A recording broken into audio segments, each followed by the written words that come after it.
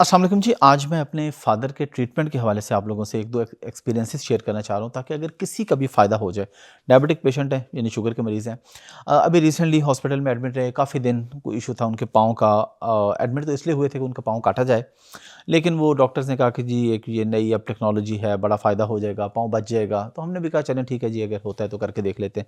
ख़ैर वो कोई अच्छा एक्सपीरियंस नहीं रहा, लेकिन मैं उस पे कोई शिकवा नहीं करूँगा। मतलब मैं ये नहीं समझता कि उनकी नीयत गलत होगी, उनकी नीयत ठीक होगी, लेकिन उनसे उसको प्लान करने में मुझे लगता है कि गलती हुई। बहरहाल मैं वीडियो इसलिए नहीं बना रहा कि मैं उन पे कोई तनकीद करूँ।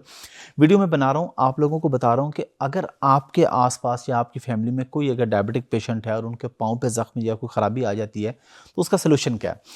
पहले वाक़ये से मैं शुरू करता हूँ। चंद साल पहले, 3-4 साल पहले की बात है। वालिद साहब के पाँव में ज़ख्म हुआ, वो बढ़ गया।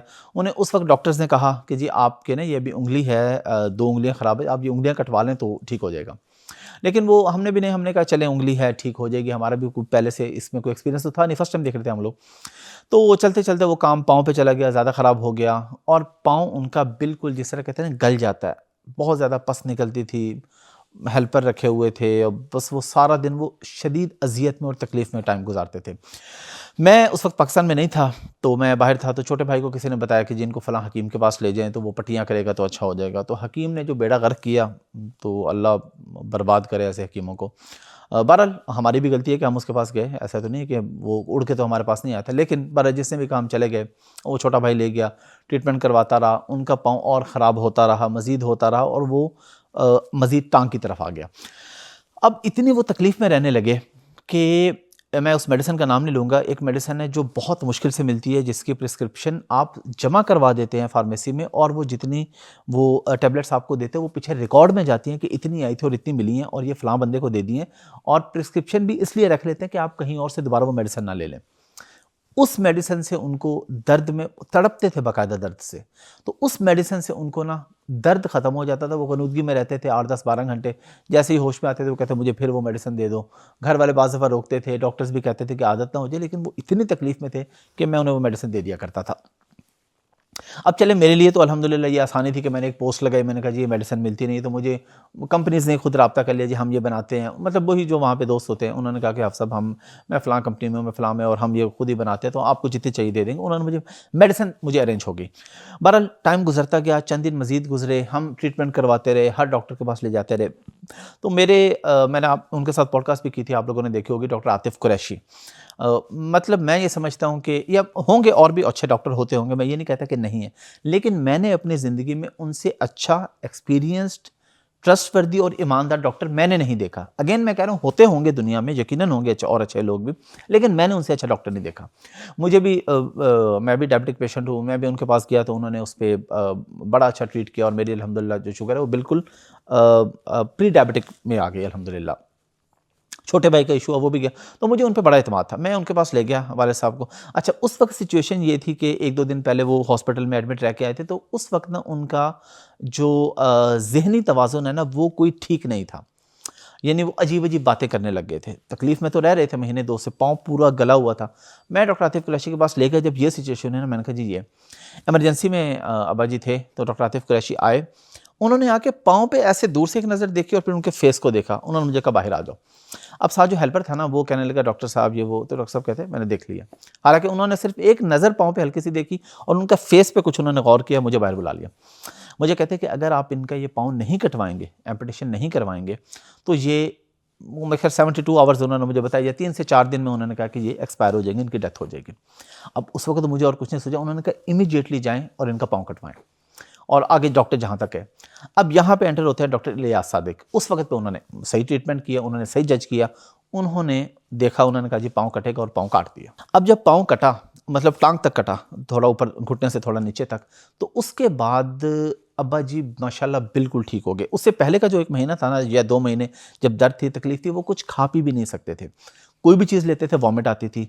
फिर ज़हन अजीब-अजीब बातें भी करना शुरू हो गए थे। तो मैं उस वक़्त तो हमने ट्रीटमेंट करवा लिया, पाँव कट गया, मतलब टाँग कट गई थोड़ी-सी, उसके बाद वो टाँग मसनूई लग गई और उसके बाद माशाल्लाह अब्बा जी ने उम्रा भी किया, यानी कि वो बिल्कुल सेट हो गए। जो डॉक्टर ने कहा था कि अगर एम्पुटेशन नहीं करवाओगे, यानी टाँग नहीं कटवाओगे, तो ये एक्सपायर हो जाएँगे।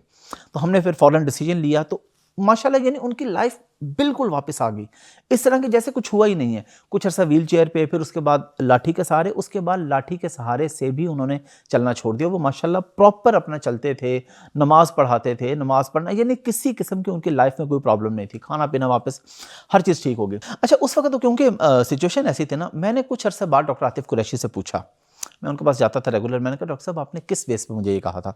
उस वक्त तो मुझे समझ ही नहीं आ रही थी ना, बात ही इतनी थी कि हमने कहा जी फ़ौरन ये कटवाएं। तो उन्होंने कहा कि हाफिज़ साहब हमारा, उन्होंने वो क्योंकि मेडिसिन पढ़ाते हैं, अब जो बंदा पढ़ाता है ना उसका और एक आम डॉक्टर में फ़र्क होता है, क्योंकि जो पढ़ाता है उन्होंने नई रिसर्चेस भी बच्चों को करवानी होती हैं, उन्होंने प्रैक्टिकली और तरीके से गाइड करना होता है, उनके पास प्रैक्टिकल नॉलेज भी ज़्यादा होता है। इवन मुझे जो उन्होंने मेडिसिन दी थी डायबिटीज़ की, वो उस वक्त मार्केट में भी बहुत ज़्यादा लोगों को नहीं दे रहे थे, यानी अभी उस पर रिसर्च चल रही थी, तो उन्होंने मुझे वो दी और माशाल्लाह प्री डायबिटिक में आ गया। मैं नाम इसलिए नहीं लूँगा कि वही मेडिसिन उन्होंने मेरे भाई को उसकी और डोज दी, उसको उन्होंने कहा कि तुमने एक टाइम गोली खानी है, उसको दोपहर को भी थी, मुझे मेरे ख्याल है सुबह शाम थी। तो इसलिए हम नाम नहीं लेते किसी भी मेडिसिन का। तो मैंने उनसे जब पूछा ना, मैंने कहा डॉक्टर साहब आपने किस बेस पे कहा था? उन्होंने कहा हाफिज़ साहब मैंने उनका फेस देख लिया था, आते पाँव देख लिया, फेस देख लिया कि जहर जो है ना वो अब उनके दिमाग की तरफ जा रहा था। तो ज़ाहिर है, उन्होंने कहा मैंने एक्सपीरियंस की बेस पे कहा था, वो जहर दिमाग में जा रहा है, अगर आप नहीं कटवाते तो 2-3 दिन में जहर पूरे जिस्म में फैलता और उनकी डेथ हो जाती। तो मैंने जिस तरह मैंने कहा कि अब मैं आप लोगों को रिकमेंड भी करूँगा कि आप लोगों को कोई भी मसला है ना, कोई भी बीमारी है, अल्लाह ताला सबको सेहत दे, एक दफ़ा डॉक्टर आतिफ कुरैशी को ज़रूर दिखा लें। क्योंकि मेरी लाइफ में 2-3 ऐसे लोग हैं, मेरे अपने भी 1-2 इश्यूज़ थे, अल्हम्दुलिल्लाह अल्लाह पाक ने शिफा दी। फिर ये वालिद साहब का मामला था जिस पे उन्होंने बताया और हमने उनके मशवरे पे अमल किया। उनकी खूबी ये है कि एक तो वो गलत दवाइयाँ नहीं देते, और वो अगर उनके पास ट्रीटमेंट नहीं होगा ना, जिस तरह उन्होंने कहा ना ये टांग का ये मसला, उन्होंने कहा आप वेस्कुलर सर्जन के पास जाएँ, तो वो आपको अच्छे डॉक्टर के पास रिकमेंड, खुद वो एक्सपर्ट है माशाल्लाह डायबिटीज़ के और ब्लड प्रेशर वगैरह के, मतलब आई थिंक इंटरनल मेडिसिन, मुझे पूरी डिटेल नहीं पता, लेकिन मैंने मेरी ज़िंदगी में क्योंकि मुझे उनसे बहुत फ़ायदा हुआ, इसलिए मैंने उनके साथ पॉडकास्ट भी पहले की थी और मैं आज भी आप लोगों को रिकमेंड कर रहा हूँ कि अगर आप लोगों को कोई भी मसला है, एक दफ़ा उनके पास जाकर ज़रूर चेक करवा लें। मुझे लगता है जो वो मशवरा दे देंगे ना, उनके पास अगर ट्रीटमेंट नहीं होगा ना, वो कहेंगे भाई ये मेरा काम नहीं, लेकिन आप फलां बंदे के पास चले जाएँ, वो एटलीस्ट रास्ता आपको सीधा दिखा देंगे। अच्छा, अब उसके बाद चंद दिन पहले फिर मसला हुआ, वालिद साहब का महीना डेढ़ पहले उनके दूसरे पाँव में ज़ख्म शुरू हुआ, वो ज़ख्म बढ़ता गया, हम लोग गए डॉक्टर के पास, मेडिसिन लेते रहे, यही कोशिश थी कि चलें मतलब बच जाए पाँव। लेकिन इवेंचुअली मैंने नतीजा ये निकाला कि अगर आपके पेरेंट्स या बूढ़े कोई ऐसे हैं जिनको इस तरह का इशू है और उनके पाँव पे या टांग पे ज़ख्म है, तो भाई उनका पाँव या टांग कटवा लें, ज़िंदगी बचा लें। मैंने जो आपको पहला उनका वाक़या बताया ना 3-4 साल पहले, जब डॉक्टर ने कहा कि अगर नहीं कटवाओगे तो एक्सपायर हो जाएंगे, तो मैंने कहा हाँ यार ठीक है, हमारे सामने तो रहने चाहिए ना, अल्लाह ताला सेहत दे, ज़िंदगी दे, चलें, इतनी उम्र गुजारी, अब अगर टांग एक मजबूरी ऐसी है कि बन गई है कि टांग और ज़िंदगी में से एक चीज़ का फ़ैसला करना, तो ऑफकोर्स हम ज़िंदगी का फ़ैसला करेंगे। तो बहुत से लोग ना डिसीजन लेने पे घबराते हैं। अच्छा, मैंने क्योंकि जब मैंने वो एम्पुटेशन के लिए अब्बा जी को लेके गया ना हॉस्पिटल में, खुद ही लेके गया था, तो मैंने किसी भी बंदे को नहीं बताया, किसी फैमिली मेम्बर को, रिश्तेदार को, अब्बू का फ़ोन ऑफ किया, अपना फ़ोन ऑफ किया, डॉक्टर के पास आए, हमने कहा जी एम्पुटेशन करें, उसके बाद किसी को बताएंगे, क्योंकि ये जो ऊपर वाले होते हैं ना, ये बड़ा दिमाग ख़राब करते हैं कि नहीं जी हाँ है जी लाते चली जाएगी। उन्होंने कहा भाई ज़िंदगी भी तो जा रही है ना, तो लाते जाती है तो जान दो, ज़िंदगी तो बचाओ। तो इस तरह के इश्यूज़ होते हैं। खैर मैंने किसी को बताए बगैर अल्हम्दुलिल्लाह ट्रीटमेंट करवाया। अब्बा जी इतने राज़ी हुए, इतने खुश हुए ना उसके बाद, क्योंकि वो तो समझ रहे थे कि मैं बस ख़त्म हो गया हूँ। हर वक्त बिस्तर पे पड़े रहते थे, वॉमिट करते थे, इधर से पस थी, मतलब उन्हें समझ ही नहीं आता कि मेरी ज़िंदगी में है क्या। शदीद तकलीफ़ में, हर वक्त मेडिसिन पे। बहरहाल अभी सेकंड टाइम उनका फिर इशू हुआ, अभी महीना डेढ़ पहले। तो अगेन डॉक्टर आतिफ कुरैशी के पास लेके गए, उन्होंने कहा कि वस्कुलर सर्जन के पास ले जाए, ये भी कटवा दें।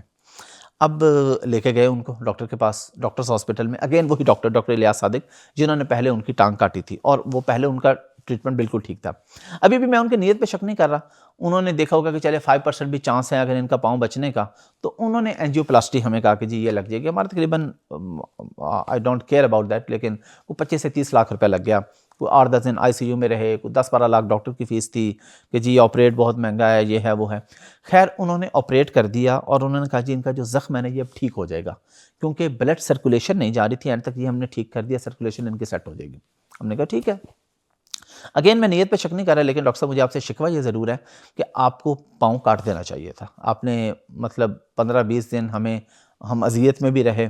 ठीक है, आपको अगर 5% भी चांस लग रहा था, मैं कहता हूँ 50% भी था, तो आपको रिस्क नहीं लेना चाहिए था। आपको कहना चाहिए था यार पाँव कटवाएं, आराम से 2 दिन बाद घर जाएँ, बस ठीक है, अल्लाह ताला मज़ीद ज़िंदगी दे, 60 साल उम्र है माशाल्लाह, आगे अल्लाह ताला लंबी ज़िंदगी दे, इनको सेहत दे, आप इनको अच्छे से इनकी खिदमत करें, ये घूमे फिरें दुनिया में, वहाँ पे भी चलें, मसनूई टाँग भी लग जाएगी या व्हील चेयर पे भी आ जाएँगे तो क्या है यार, ठीक तो रहेंगे ना। अच्छा, वहाँ पे जो सबसे बड़ा मसला हुआ ना, जब उन्होंने इनका वो ऑपरेट किया पाँव का, एंजियोप्लास्टी की हो कि जी सर्कुलेशन ठीक हो गई, काफ़ी लंबा ऑपरेट था, जैसे मैंने बताया काफ़ी एक्सपेंसिव भी था। तो ऑपरेट जब उनका हो गया तो उसका साइड इफ़ेक्ट ये हुआ, ऑपरेट के दौरान उनके गुर्दे अफेक्ट हो गए। अब यहाँ पे एक नई परेशानी, गुर्दे जो उनके अफेक्ट हुए तो उनको डायलिसिस पे चले गए। अब जिन लोगों की फैमिली में कोई ऐसे पेशेंट हैं डायलिसिस वाले, उनको पता है कितना अज़ियत वाला मामला होता है और कितना ख़तरनाक मामला होता है।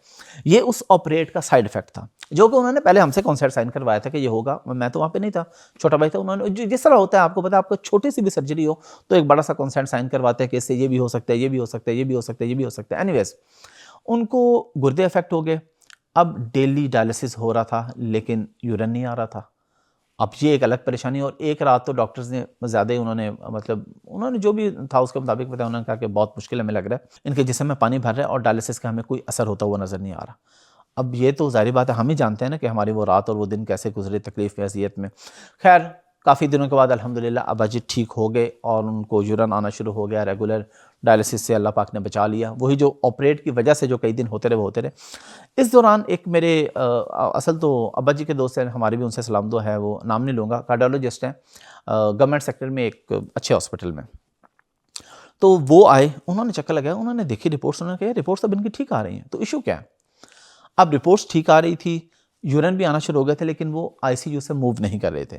तो मुझे उन्होंने कहा कि यार ये क्योंकि प्राइवेट हॉस्पिटल है, इनकी कोशिश होती है चलो 1-2 दिन, जब इनको पता भी हो कि अफ़ोर्ड भी कर सकते हैं, फिर इनको सबको ये पता है कि ये हाफ़िज़ अहमद के वालिद साहब हैं। तो उन्होंने कहा होगा कि चलो ठीक है भाई, जितने दिन ज़रा आईसीयू में एक्स्ट्रा रख सकते हैं तो रख लें। मैं नीयत पे शक नहीं कर रहा, और मुझे कहा 1-2 और लोग, मैंने कहा यार खैर है, 2-3 दिन रख भी लेंगे, अल्लाह ताला मेरे अब्बा जी को सेहत दे दे, ये चलो डेली का कोई लाख 1.5 लाख एक्स्ट्रा बना भी लेंगे आईसीयू का, तो कोई मसला नहीं है। उन्होंने फिर डॉक्टर से पूछा कि जी आप क्यों इनको रखें? उन्होंने कहा अच्छा ठीक है, अब हम इनको मूव कर देते हैं। फिर अगले दिन उन्होंने मूव कर दिया। पाँव बज़ाहिर ज़ख्म उनका बेहतर होना शुरू हो गया, लेकिन अगेन मुझे शदीद शिकवा है डॉक्टर इलियास सादिक साहब आपसे कि आप इस उम्र में, इस एक्सपीरियंस में, आपको इतना पता होना चाहिए था कि पाँव काटना बनता है, एंजियोप्लास्टी नहीं बनती। तो 15-20 लाख रुपए से क्या हो गया होगा? अगेन मैं शक नहीं कर रहा, मैं ये समझता हूँ कि आपसे गलती हुई जज करने में। और मतलब यहाँ पे सिंपल सोल्यूशन ये था कि आपको पाँव काटना चाहिए था, आपको इस तरफ नहीं, जिससे उनके गुर्दे अफेक्ट हुए, उनकी ज़िंदगी अफेक्ट हो गई। डॉक्टर्स ने एक रात तो कह दिया, बड़ा परेशान कर दिया कि हमें कोई चांस भी नहीं लग रहा है। अगर पाँव काट देते तो ये इतनी तकलीफ से, इतने कर्ब से हम लोग ना गुजरते। मैं पैसों की बात ही नहीं कर रहा कि जो 25-30 लाख लगवा दिए, उसकी कोई टेंशन नहीं है, लेकिन जितने कर्ब और तकलीफ से गुजरे। और इवेंचुअली क्या हुआ, अब्बा जी घर आ गए, लेकिन दर्द तकलीफ उधर ही है। फिर उनको मेडिसिन दे रहे हैं, फिर डॉक्टर के पास लेके जा रहे हैं, अब उधर ही तकलीफ है। फिर डॉक्टर इलियास सादिक के पास दोबारा भी लेके गए डॉक्टर्स हॉस्पिटल। उन्होंने भी ये कहा कि जी ऑपरेट तो ठीक हुआ है, ब्लड सर्कुलेशन ठीक है, अभी वक्ती तौर पे है, दर्द है, ठीक हो जाएगा। हमने कहा चलें ठीक है, आए, लेकिन दर्द अब्बा जी का नहीं ख़त्म हो रहा था, शदीद तकलीफ़ में थे।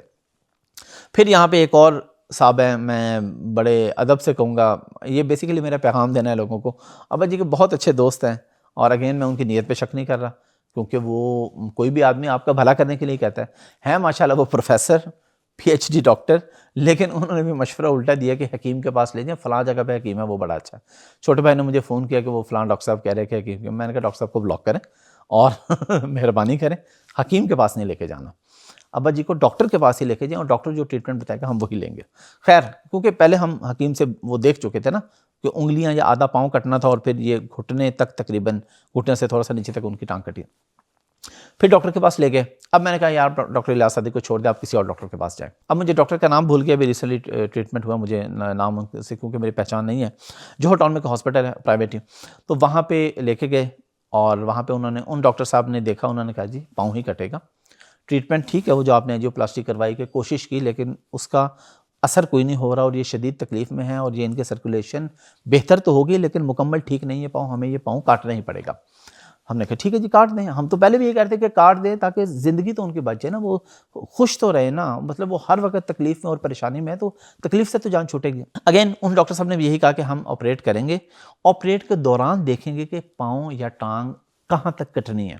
ये जब first time doctor Ilyas Sadiq ने भी किया था ऑपरेट, जो मैं फर्स्ट बता रहा हूँ 3-4 साल पहले, तो उन्होंने भी यही कहा था ऑपरेट के दौरान पता चलेगा कि कितनी कटनी है। वो जब हम देख रहे होंगे कि कहाँ तक काम ख़राब है जो आगे मज़ीद काम ख़राब करेगा, तो वो मैंने जैसे बताया घुटने से थोड़ा सा नीचे तक कटी थी।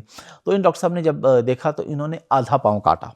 इन्होंने कहा कि जी आधे पाँव तक ये काम ज़्यादा ख़राब है उंगलियों की तरफ, तो बाकी इनका चले एड़ी बच गई है, चल सकते हैं इंशाल्लाह, थोड़ा सा आगे उस पर भी मसनूई पाँव वगैरह लग जाएगा और चीज़ें सेटल हो जाएंगी, तो ऐसा ऐसा बेहतरी की तरफ आ जाएंगे इंशाल्लाह। तो अभी जब ये पाँव कटाना तो एक दिन तो शदीद तकलीफ़ में रहे अब्बाजी, दर्द उसी तरह था। लेकिन आज मुझे भाई ने बताया कि अभी माशाल्लाह उनका दर्द ठीक हो गया है और अब वो बेहतरी की तरफ जा रहे हैं, क्योंकि हमारा एक्सपीरियंस रहा है पहले भी कि टांग कटवाने के बाद वो बिल्कुल ठीक हो गए थे। यानी ऐसे कि जैसे वो कहते हैं मुझे जैसे कभी दर्द इस टांग में हुआ ही नहीं है, इस पाँव में कभी दर्द हुआ ही नहीं है। पाँव तो कट गया लेकिन ऊपर तक जो, और उसके बाद वो जो खाना पीना उन्होंने शुरू किया, ट्रैवल करना शुरू किया, दोस्तों के साथ घूमना, यानी वो बिल्कुल नॉर्मल लाइफ गुजार रहे थे। तो मेरी आप सब लोगों से ये गुजारिश है कि अगर आपकी लाइफ में कोई ऐसा मसला कभी आए तो यार पाँव या टांग कटवा लें, ज़िंदगी बचा लें, ज़िंदगी बहुत कीमती है। अगेन इस वीडियो बनाने का मकसद कोई नेगेटिविटी नहीं है, मैं वैसे बहुत बाज़ दफ़ा जज्बाती हो जाता हूँ, लेकिन आज मैं किसी की नीयत पे शक नहीं कर रहा। मैं ये कह रहा हूँ कि डॉक्टर इलियास सादिक ने जज गलत किया, मतलब ये तो मतलब मेरा शिकवा है उनसे कि उन्होंने जज गलत किया, उनको पाँव काटना चाहिए था। अगर आपकी फैमिली में भी ऐसा कोई इशू होता है और ख़ास तौर पे जब पेशेंट की उम्र 55, 60, 65 साल है और आप डॉक्टर के पास जाते हैं और डॉक्टर आपको कहता है कि जी आप यहाँ पे एंजियोप्लास्टी करवा लें, इनका पाँव बच जाएगा, तो मेरा मशवरा है कि ना करवाइएगा। मैं ज़ाती एक्सपीरियंस बता रहा हूँ, बाकी आपकी मर्ज़ी, आप जाने, आपका डॉक्टर जाने, आपके पैसे जाने, आपकी टेंशन जाने, आपके जो भी पेशेंट हैं उनके गुर्दे जाने, उनके डायलिसिस जाने, वो टोटल आपका डिसीजन है। लेकिन मेरा मशवरा ये, मैंने अपने घर में देखा, वाले साहब के साथ 2 दफ़ा ये इशू हुआ, तो जब हमने ये करवाया तो उसके बाद वो बिल्कुल ठीक हो गए। हमारे यहाँ ये बहुत ज़्यादा होता है, डिसीजन मेकिंग में लोगों को प्रॉब्लम होती है। वो कहते हैं कि नहीं लत नहीं जानी चाहिए, तो वही मैंने पहले बताया जी, लत नहीं जानी चाहिए फिर बंदा जान दो। तुसी दो ही ऑप्शंस होती हैं आपके पास, या आप टांग या पाँव बचा लें या आप बंदा बचा लें, दोनों चीज़ें नहीं हो सकती हैं। और मैं बहरहाल डॉक्टर आतिफ़ कुरैशी का हमेशा मशकूर रहूँगा कि उन्होंने बहुत बड़ा एहसान किया मेरे ऊपर। पहले भी मुझे ये बता के उन्होंने कहा फ़ौरन जाके कटवा दो। मैंने उसके बाद किसी डॉक्टर से मशवरा नहीं किया, मैंने कहा डॉक्टर आतिफ़ ने कह दिया तो बस बात ख़त्म हो गई। क्योंकि उनसे अल्लाह का शुक्र है, जिसको भी भेजा अल्लाह पाक की शिफा देने वाला है, शिफा अल्लाह की ज़ात देती है। लेकिन उनको मैंने देखा है कि वो बड़े बड़े डेड ऑनेस्ट आदमी हैं, बड़ा मैंने उनको ईमानदार आदमी पाया। और वो हमारे फैमिली डॉक्टर अब बन गए। पहले वो जब हमारी शादी हुई थी तब मेरी मिसेज़ ने मुझे बताया कि उनकी दादी जो हैं वो डॉक्टर आतिफ़ कुरैशी के पास जाती हैं और उनके जो भाई हैं वो जाते थे। मुझे 1-2 इश्यूज़ हुए, जिस तरह होता है रूटीन में कोई ना कोई मसला, तो मैंने कहा जी किस डॉक्टर के पास है? उसने कहा जी आतिफ़ कुरैशी के पास चलते हैं। तो वहाँ चले गए, फिर अल्हम्दुलिल्लाह अल्लाह पाक ने मुझे भी शिफा दी, फिर छोटे भाई को भेजा, फिर और जिन-जिन लोगों को भेजा तो उन्होंने बहुत अच्छा ट्रीट किया। तो डॉक्टर आतिफ़ कुरैशी साहब आपको बहुत शुक्रिया, अल्लाह ताला आपको जज़ाए खैर दे और आप इसी तरह लोगों की मदद करते रहें, हेल्प करते रहें माशाल्लाह। बस आज की वीडियो का यही मकसद था कि अगर कभी भी आपकी लाइफ में कोई ऐसा इशू होता है तो एक तो किसी अच्छे डॉक्टर को दिखा लें जो आपको अच्छी जगह पे रिकमेंड कर दें। और ज़ाहिर बात है जब आप किसी वैस्कुलर सर्जन के पास जाएँगे तो उसकी पहली कोशिश यही होगी, और मैं अगेन नीयत पे शक नहीं कर रहा, उसकी कोशिश ये होगी कि यार शायद 5% भी इनका पाँव ठीक हो जाएगा, तो वो 5% के चक्कर में 20, 25, 30 लाख लगवा दें और बाद में आपको पाँव ही कटवाना पड़े। तो एज फैक्टर भी देखेंगे। अगर एक बंदा ऑलरेडी 60 साल का हो चुका है, अब आप उसको कितनी अज़ियतें और देंगे, उसके आप कितने ऑपरेट करवाएंगे, कितने उसके डायलिसिस करवाएंगे, कितने उसके और मसाइल आप भुगतेंगे। आप सिंपल डिसीजन लें, हौसला करें। मुश्किल काम होता है। मैं भी जब अब्बू की टांग कट के आई थी लास्ट साल, तो मुझे याद है मैं बहुत रोया था बैठ के रूम में अकेला। तो ऐसी चीज़ें हो जाती है लाइफ में, लेकिन कोशिश ये करें कि अगर कोई ऐसी सिचुएशन आती है तो वक्ती तौर पे वहाँ पे बहादुर बने, पेशेंट के सामने बहादुर बने और डिसीजन ले लें कि भाई ये काट दो। अल्लाह ताला ने अब तो देखें साइंस टेक्नोलॉजी इतनी ज़्यादा हो गई है माशाल्लाह, अल्लाह का करम हो गया कि आपको मसनूई चीज़ें, मसनूई टांग मिल जाती है, हर चीज़ मिल जाती है। असल का नेमुल बदल तो कभी नहीं होता, लेकिन एटलीस्ट आपका प्यारा, आपके माँ बाप, आपके बड़े आपके सामने तो रहेंगे, खुश तो रहेंगे। बाकी आप लोगों को बहुत शुक्रिया वीडियो देखने के लिए। और जो भी अगर आपके आसपास कोई शुगर के पेशेंट्स हो और उनके लाइफ में कोई ज़ख्म या इस तरह के इश्यूज़ हों, उनको ये वीडियो ज़रूर फॉरवर्ड कीजिएगा और उन्हें बताइएगा कि देखें हाफ़िज़ अहमद के वालिद साहब को 2 दफ़ा इशू हुआ और दोनों दफ़ा जब ये डिसीजन लिया फाइनली कटवाने का, तो उसके बाद माशाल्लाह वो एक खुशहाल ज़िंदगी गुजार रहे हैं, एक नॉर्मल ज़िंदगी गुजार रहे हैं। Thank you very much.